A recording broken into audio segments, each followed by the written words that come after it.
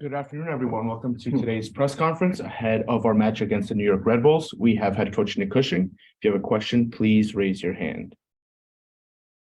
We'll get started in the room. Amanda? Hi. Historically, NYCFC has only won twice at Red Bull Arena. Once on June 24th in 2017, and of course last year, where Tati scored that goal. So with our current record being 0 wins, 2 draws, and 4 losses on the roads, how are we preparing for this weekend?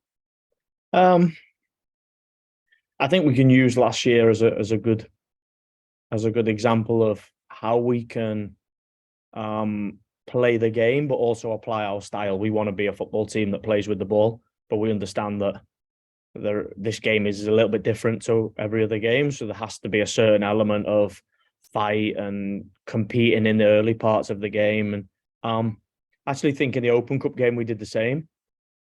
We lost the game, but we go down. The game goes so crazy when we go down to 10 men, and but we competed in the early parts of the game, in the sort of messy parts of the game. I think I can only speak about when I've been here through 2020. In previous years, we've tended to play Red Bull's game too much, and that they forced us to be too straight as a team and too direct as a team, and that's not where our strengths lie. Even with Tati in the team, we didn't have so much strength in 2021. With that, 2020, we were good at home. Last year, I was pleased with the way we applied our style at Red Bull Arena. We controlled a lot of the game. And these games swing on individual moments. Tomorrow, Saturday will be no different. We know we have to be better in the areas that we haven't been good over the past few weeks, but we also know that the guys are really up for this game, and we're up for the fight, but we also want to make sure that we retain our identity. Scott, in the Zoom. Hey, Coach, thanks for the time as always. I appreciate that. Talking a little bit about this, I want to talk a little bit about Tony Alfaro yesterday. His performance, do you think he might get a little time this week or possibly next? Thanks. I think he's shown, I spoke to him this morning, I think he's shown that, a guy that came in pre-season from a different club with a different style, and had to learn the way we want to play. But also a guy with experience, so we knew that would come quickly. He had some Achilles pain, which has stopped him from being able to get minutes previously. He definitely proved that he stakes a claim for a place in the team. Whether this week comes too soon for him because it's a quick turnaround, but it's likely that some of the guys that played in the game against Cincinnati will play in this game. I thought he played really well. I think he showed that he can defend, but he also showed that he has good composure with the ball and that he can start our attack. So I was really pleased with Tony's performance. Michael Allen. Hey, Coach, thanks for making the time. I'm just asking about how does Red Bull playing in Harrison differ from a regular road game for you guys? And is it really considered a road game by the team because you guys have played there so much? And also, how does the new coaching change there affect your prep for the game, or does it? I think naturally we've played there a lot, so we're familiar with the facility, with the pitch. We're familiar with playing there, but we also know it's a derby, and they're going to have good support.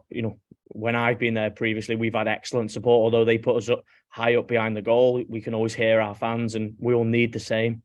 We all need the support from our crowd. We know it's going to be a really difficult game. We know that they are going to want to make the game messy. They're going to try and press us high and try and stop us getting into rhythm. And it's going to be about our composure and our desire to make sure that we attack the game.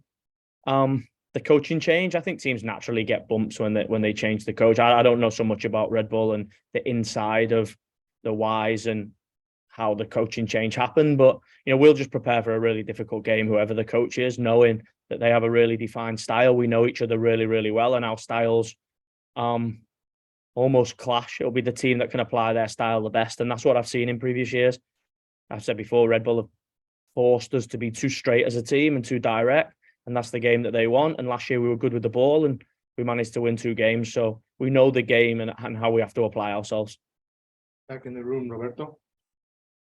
Nick, set pieces have been an issue all season long, and I know that you obviously known this and you've tried to repair it all year long, and it continues to be an issue. Can you take us through where you started, what's been going on, what have you tried to do, and why is it still, what do you still need to try to figure out on this? Yeah, I think that naturally when the numbers are where they are, it becomes a big issue. And I don't play it down. You know, we've conceded 15 goals, 8 of them have been in set plays, over 50%. You know, it's difficult.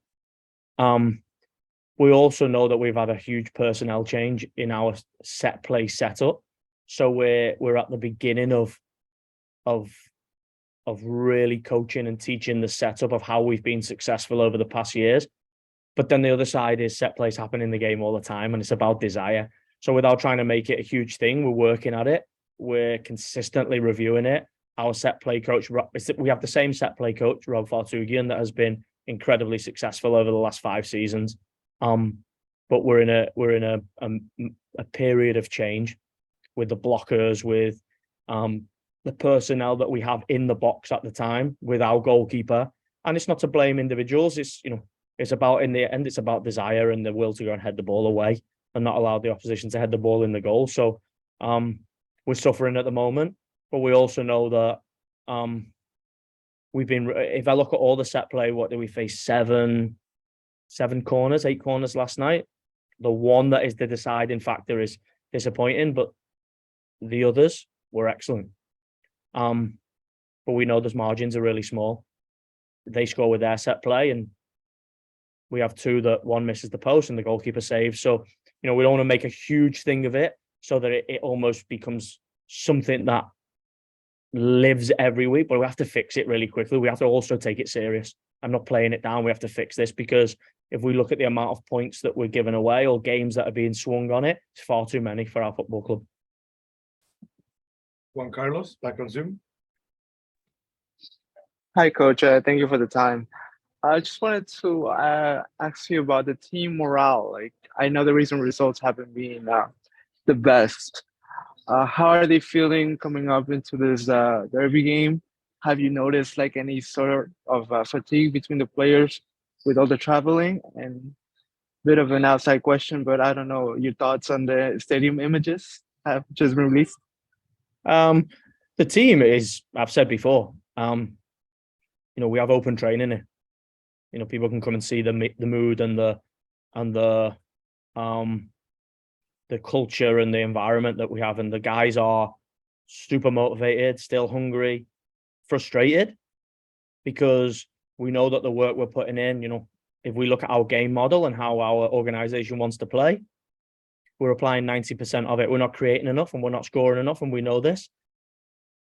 But we carry a game last night where we have 4 opportunities and 5 goal chances, and the opposition have 1, and then Barreal has a shot from outside the box. Their 1 chance is from set play.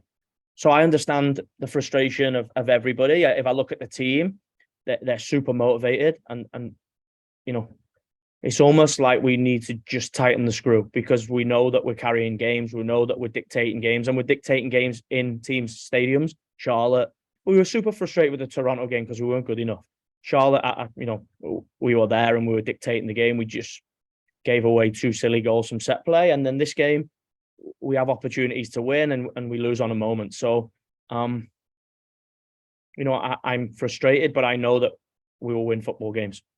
The stadium images is super exciting. You know, I mean, everybody inside the facility here, inside the club, we're all really excited about this project. It's in the early stages, but we're super excited. The images are incredible to see, and you know, it's of course it's not right there, but it's when you look into the future, it's really, really exciting for our football club. Ronnie? Hey, Coach. Hope all is well. Just wanted to ask, going into this New York Derby game, how pleased are you with the team defensively? And specifically, we saw Tony Alfaro get some minutes against Cincinnati. Just wanted to ask you, what are your thoughts so far on our defense, especially on these road games? Thank you, Coach. Listen, I've been pleased with the way that we defend the games. I think if you look across the season, across all of our goals and goal chances, the majority of them, of course, the set plays, the one thing that shines out is the set plays. We have to get so much better at set plays because they are deciding games. If we look at the New England goal, we look at the Mukhtar goal in the first game of the season, those counterattacks are from our build up, from our possession. And I've been really pleased with how we've improved that, not only our ability to build the play and get into the final third, but also our ability to defend defensive transition. If you look at yesterday against Cincinnati, we were excellent at it. I think the most frustrating part, and it's 50-50 defensively, because I think I was frustrated with the Toronto goal and with the Charlotte goal, the first one, because they're individual defensive mistakes. And if we start to give those up, we become a loose team defensively. And we didn't in this game. You see, our individual defending, whether it's blocking, tackling, whether it's, 1v1 defending against really good attackers like Brandon Vasquez, and, when Acosta, when he comes on, and Kubo, although we do give some defensive transition away because it's the nature of the game against good teams away, we don't give goal chances away. And that's the defensive team that we've been this year. I think across the Charlotte game and the Cincinnati game, I say just because those are the most recent games, I'm really pleased with our organization and attitude and desire from our front players and the way they press the games. I think you see it. I think the numbers back it up. You can see a team that is committed defensively to making the game difficult. The one side that we have to get so much better, and we don't hide from it. We have to own it and improve our set play, because it's where we're leaking goals. And if you leak goals, it's impossible to win football games. Christian Henich. Hi, Coach. You've been in New York for a few years now. You've obviously experienced the derby before. I'm just curious what you enjoy about the occasion of it all. Yeah, I think the competitive nature of it. I think this is why we love the game, because the games mean more than just a football game. We had a real rough period over 2021. We ended up drawing in the last minute of a game with 9 minutes overtime. We then lost 1-0 away. We then lose in Yankee Stadium, which we really, really felt. So in 2022, we had a huge desire to make sure that we put that right. And the Open Cup game swung a little bit because of the red card. And then when we went away, we were. I think we've also had some difficult moments. We went away to Dallas last year, and 2 days later had a Red Bull Derby, and the performance was excellent. We brought them to Yankee Stadium 2 days after we played Campeones Cup against Atlas, and won the game. And we felt that now, and we're probably in a period now where we felt the pain, and we've also had the joy. And it's all about application. It's all about hunger. It's all about desire. If the game needs fight, we fight, and when we can, and when we do, we play, and we play our football. But this game will be no different. It's the team that applies their identity the most and has the real desire to win will be the team that takes the points. And final one, Emma. Caroline. Nick, good to speak to you. You touched on it a little bit there with Chris's question, but after a tough run on the road, is this sort of the ideal game to give the players that extra lift, that added incentive? Is it the one you would have chosen after a tough week and after a tough run on the road? Yeah, me personally, I said to the boys straight after the game, if we look at the game plan and we look at the way we want to play the game, I can't fault performance. We can improve performance, but I can't fault the hunger and the desire and the urgency and the way that we try and win the game. We're a team in Cincinnati Stadium that is the only. I watched the game back 3 times. We're the only team trying to win the game. Of course, Cincinnati are trying to throw the ball and trying to attack us in a way that I didn't see in any other games that I watched. I thought they were a real good possession team, and we restricted that. So there's frustration there because 90% of the performance is good. We just need that extra step now. And I think if we reflect on the Dallas game, everybody was really pleased with the performance. Everybody was really excited with the way that the team played. The difference between Cincinnati and Dallas is we didn't score any goals, and we have to get better at scoring goals. So to have a Red Bull Derby right around the corner is a great opportunity to really put that frustration on the pitch and make sure that we go that next step and go and get a win. Great. Thanks, everyone.